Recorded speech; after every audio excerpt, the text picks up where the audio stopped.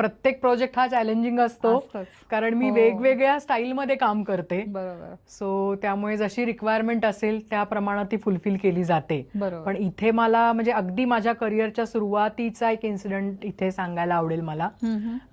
माझं foundation just complete झालं होतं, म्हणजे 1995-96ची गोष्ट. आणि कराडमधले एक प्रसिद्ध आय स्पेशलिस्ट होते डॉक्टर. तर त्यांची मला एक रिक्वायरमेंट आली. तर त्यांना स्वतःला खूप आर्टची आवड होती, ते खूप छान शास्त्रीय संगीत शिकलेले होते.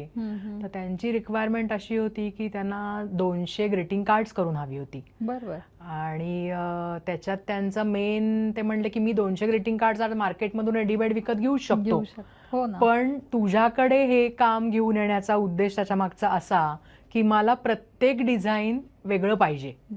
प्रत्येक ग्रीटिंग कार्ड हे वेगळ्या डिझाईनचं बनवलेलं पाहिजे आणि ते एखादा आर्टिस्टच करू शकतो. सो त्यामुळे तिथे मी ते चॅलेंज ऍक्सेप्ट केलं आणि 2 साइजेस त्यांनी दिले होते, 4x6 आणि 5x7. तर या 2 साइजेसमध्ये पूर्ण 200 ग्रीटिंग कार्ड्स, प्रत्येक ग्रीटिंग कार्डचं डिझाईन वेगळं, या पद्धतीने मी ते त्यांना करून दिलं.